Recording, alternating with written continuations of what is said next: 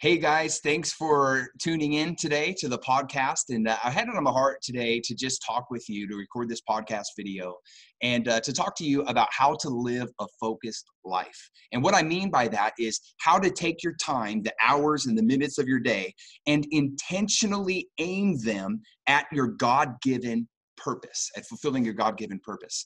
And this is something that I love this topic. I am very passionate about this. This is something that a skill that I've grown in it over the years as I've practiced in it, and I've gotten better at it, and it has directly affected my spiritual vitality and my relationship with the Lord, and my fruitfulness in life, the ability to fulfill the calling of God on my life. It has benefited my key relationships with my family and key friends and people that God has me interacting with. And so I'm passionate about this. I have experienced the benefits of this, and I just want to share with you some of the things I've learned over the years about how to live a focused life and time management.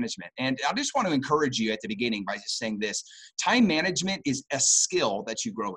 And so, you may be thinking, I'm not good at this. That's not my personality. I'm a free-flowing, creative type person. And I want to tell you, time management is important to God, and you can grow in this skill. Even if you're like, I'm terrible about this, and you start practicing it, and it just feels awkward at first, and it doesn't feel normal at first, just stick with it. Stick with the process. You will actually grow in this skill. It's a skill that you get better at with time. And you just practice it, you'll get better and better. The grace of God will kick in, and you're going to come to actually love this, because it is going to benefit your life in an awesome way, both now and in eternity. I really believe that. And so, so let me just begin by, I want to share with you 3 reasons why time management is so important to me. And the first reason that time management matters to me so much is, I'd say, worship. Number one, God has given me every minute of my life, every day that I live. It's a gift from the Lord. I do nothing to earn it. God could take it away in a moment, but he chooses to give me. And I want to take the minutes and the hours that he's given me. And I'm going to say, God, how can I please you? How can I be most pleasing to you in the way that I spend these hours and these minutes of my life? And I want to be intentional about it, because I want to glorify God in my life. I want to find out what pleases him and devote my time to excelling in those areas, just to bring in the maximum glory that I possibly can with my life, because life is short, and I want to glorify God with it. The Apostle Paul, he said in, I think it's 2 Corinthians 5:9-10, he says, so whether we are here in this body or away from this body, our goal is to please him. And that's the number one thing, is we want to please God. Just like somebody, we all know that, I'd say the second reason is this: it's stewardship. Is all of us are going to give, I know that I'm going to give an account to God for how I spent the time that he gave me. Just like God gives people resource and money, and we're going to give an account to God for what we do with the money that he gave us. Okay.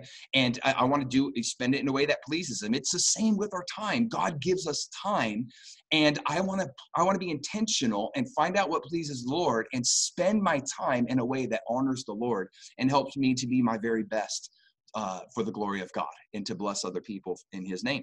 And so, we're going to give an account to God. And so that's a huge reason. And I'd say the third reason that I am passionate about time management is because of having a prosperous soul.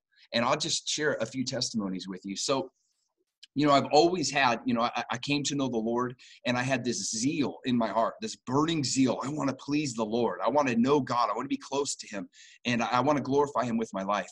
And I remember, I always, just growing up, most of the hours in my day were dictated to me what I was going to do by somebody else. You're a kid, you grow up, and there's a certain hours of the day you're going to be at school. You just know that. And then when you're done with school, you may have practice or different things like that if you play sports or play instrument or something like that. And most of my day was dictated for me growing up. And then, of course, then you work 40 hours a week and you get a job. And I remember when I moved to my city to plant a church, I was a full-time pastor for the first time in my whole life. And all of a sudden, I had 100% control of all the hours, all 24 of the hours of my day. I have nobody telling me, hey, you need to be clocking in at this time and clocking out at this time. And this is what you need to be doing and what you need to get done. Nobody told me that. It's like my schedule was a blank slate. And I had all 24 hours of my day. I can wake up whenever I want to and go to bed whenever I want to. I didn't even have a congregation yet because we were planting the church. And I'm like, it was a crisis for me. I mean, it was torture for me because I was like, God, I don't know what to do with all this time. I mean, do I just evangelize all the time? Is that what you want me to do? Do I just study the Bible all the time? Do I prepare sermons? What do I need to just pray all the time? I mean, what am I supposed to do to please God with my time? And it was a crisis for me. I'd say for that first year and a half, it was so hard. And I ended up I'm like, God, I want to please the Lord, but I feel like I'm falling short of your calling and purpose, because I would end up just wasting time sometimes. I just end up just hours a day, like following sports on the internet or something like that. And I hated that. I didn't even want to do that. It's just, I didn't know what to do to be productive with my time. And so like by default, I just like the pain of feeling like I was falling short in pleasing God and in spending my time was I would just want to medicate and check out and eliminate the pain. So I just check out and follow sports or something and get my mind off of it. But I'm like, God, I want to please the Lord. And I remember I listened to a teaching series by Mike Bickle from the International House of Prayer in Kansas City called The Power of a Focused Life. And he had the whole first message. He talked about time management. Some of the things I'm going to share with you in this podcast today. And it was so helpful for me. It gave me those practical tools to learn, to identify what the practical things that I should be doing with my time, build them into my schedule, and then start doing them. And then as I started doing that, I just felt spiritual vitality. I felt purpose. I felt vision. I just saw greater fruitfulness happening in my life. And I was like, I am hooked on this. I love time management. So ever since then, I am extremely intentional and purposeful with my time. And I don't do this perfectly. I'm still growing in this skill. But over the years, I've actually become pretty good at it. And it's something I'm very passionate about and very thankful for. That's been a blessing to me. So it's really contributed to me having a prosperous soul. And I remember one time I was in a Bible study. And I was in like a little small group discussion, and we had these discussion questions we were supposed to answer. And there were, I think, 4 of us, including me. So 3 others in the group, and 2 of them were mature believers. They were leaders in a church. And I remember the question was something that we were supposed to answer was something along the lines of, are you fulfilling God's will in the area of your prayer life? And I listened, one of them was a relatively new believer, and they're like, no, probably not. I should be praying more.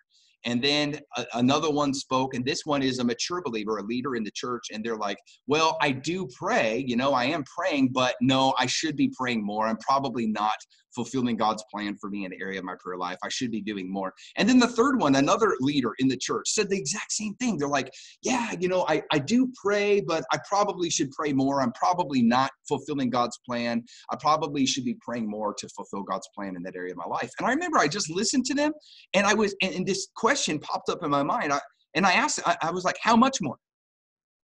Seriously, like, how much more? You say I should be praying more to fulfill God's plan in this area of my life. Well, how much? Like, how much more would you have to pray to say with joyful confidence, I am fulfilling God's plan in the area of my prayer life? And to just have that joyful, peaceful rest in your soul, that confidence, I am doing God's will in this area of my life. I am pleasing the Lord. I'm stewarding my prayer life well. How much more would you have to pray? And they're like, well, I don't know. I've never thought about that before. I'm like, well, I'm like, how are you ever going to know if you're pleasing the Lord if you don't even have a clear vision for exactly what your prayer life is supposed to look like? And I find that many believers, we live under this cloud, this vague sense of I'm falling short of God's will for my life, because we don't even have a clear, measurable understanding of what the Lord's will for our life is. And so I took that to heart, and I'm like, God, I asked the Lord these questions. God, what is your will for my prayer life? what would please you? And I get a sense, and I have these conversations with the Lord, and I get a vision like, okay, this is how much I want to pray because I want to be a man of prayer. And then I build it into my schedule, and I just, by the grace of God, I make it happen. And I fall short of it a lot. I may fall short of it often, but I have something I'm aiming at that's clear. And I do that in other areas of my life too. What is the will of God for my relationship with my wife, my relationship with my kids? How much time should I be spending with them? To know with confidence, hey, I'm stewarding this area of my life well. I'm glorifying God and doing his will in this area of my life. What about my work, my ministry, my time in the Word, studying the Bible, my evangelism and disciple making? How many hours should you devote to that to say, I'm fulfilling the will of God in this area of my life? And I find that being intentional with time management, I ask the Lord these questions. And I'm able to, and I do it, it changes in different seasons. There's emphasis on different things, or the Spirit leads us. But I'm in this ongoing conversation with the Holy Spirit. What is your will for my prayer life? What is your will for, these different key areas of my life? And then I get a clear sense of, hey, this is what I need to be doing and focusing to serve the Lord and with my time in this season. I build that into my schedule. And even though I don't do that perfectly, I do often, I'm living with this joyful sense inside, like I have confidence before the Lord. I'm doing what pleases God with my life. And oftentimes, I don't do it perfectly, but oftentimes, people could ask me like, Jeff, are you fulfilling God's plan for your life? And often I would say, yeah, for the most part. I mean, there might be a little thing here, a little thing there, but yeah, because I'm very engaged in this ongoing conversation with the Spirit, where I'm talking to him about his priorities for this season of my life. I'm identifying what they are clearly. I'm setting goals, building that into my schedule, and then doing my best to be disciplined and walk that out. And living this lifestyle, it just gives me this confidence before the Lord, like, man, I'm fulfilling your will for my life today. And today I have a plan for my day. I have things that I want to get done, and I've structured my day. And I'm like, and things happen in life. But at the end of the day, oftentimes I look back and say, I lived intentionally for God today. I identified the most important priorities to God. I made those things a priority. I built them into my schedule. I did them. And I did it unto the Lord with a pure heart. I pleased the Lord today. And here's the deal. At the judgment seat of Christ, when we stand before the Lord and give an account to God for our days, that's really what it looks like. It's like day after day after day of intentionally taking our life resources, which includes our time, and finding out how to spend it in a way that pleases the Lord, and then doing it. And even though we don't do that perfectly, we fall short. Life happens, interruptions happen, spontaneous things of the Spirit come in and get us to deviate from our schedule because he tells us to go do something else. And, we're led by the Spirit, but being intentional gives us this confidence that I'm pleasing the Lord. I'm fulfilling God's will for my life. And it causes me to look forward with great, joyful anticipation to the judgment seat. I can't wait to stand before the Lord and give an account to God for my life, because by the grace of God, he's helped me be intentional about the way I've spent these years and these days of my life. And I know that for the most part, they've really been intentionally lived for him. So I look forward to a great reward. So anyway, I hope that's helpful for you. Those are, some of the reasons why time management, I feel, is so helpful and so beneficial.